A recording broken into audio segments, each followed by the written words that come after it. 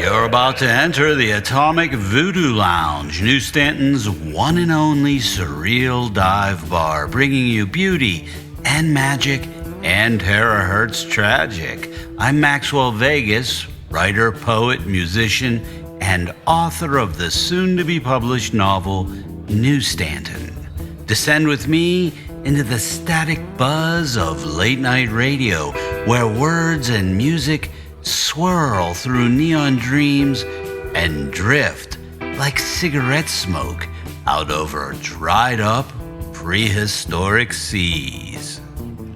Tonight, the Atomic Voodoo Lounge podcast and New Stanton's Neon Mirage Theater present Back Alley Noir. This is written by Wade, curator of the DVD Vault on Substack, as a guide to the world of noir and neo-noir film for beginners, and a reminder of the good stuff for those that have been around a while. Tonight, we're taking a much-needed detour.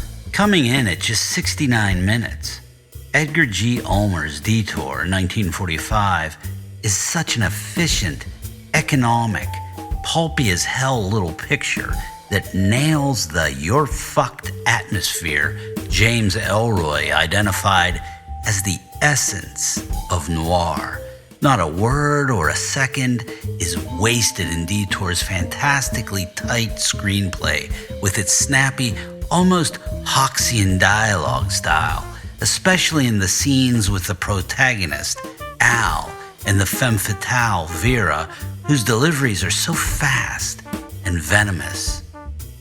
Al Roberts, a nightclub piano player from New York, sits in a Reno diner brooding over his past and begins narrating his story of hitchhiking his way west to Hollywood to reunite with the woman he loves. Though hitchhiking was a more common, somewhat socially acceptable practice in the 1940s, Detour points out the inherent peril for the one thumbing it with no idea who they're getting into a car with.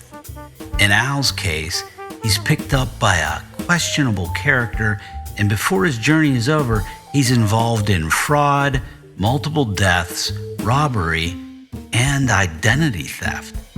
When the movie cuts back to its framing device of Al at the diner counter, there's a great effect with the lighting going dark except a single beam focused on his bleary eyes as he tells the viewer his story.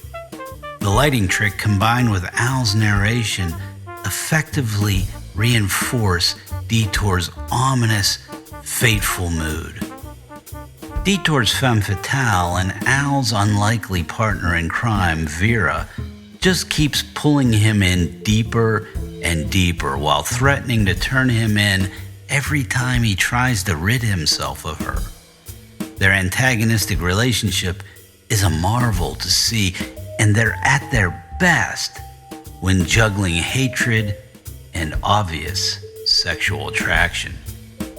For a movie that was nearly lost and pieced together from multiple prints, the Criterion restoration looks fantastic and enhances an already cool-looking aesthetic with solid production values.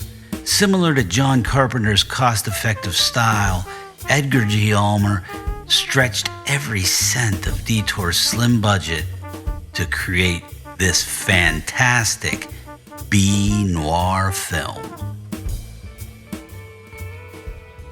Wade is a lit major and an educator who shares and discusses films through the physical media they're printed on.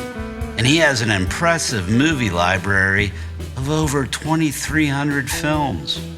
For more of his insightful cinematic discussions, please visit his DVD vault at dvdvault.substack.com.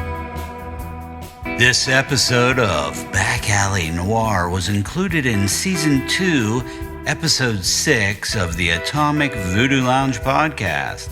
If you liked what you heard, please visit atomicvoodoolounge.com or search the Atomic Voodoo Lounge on your favorite podcast app or service.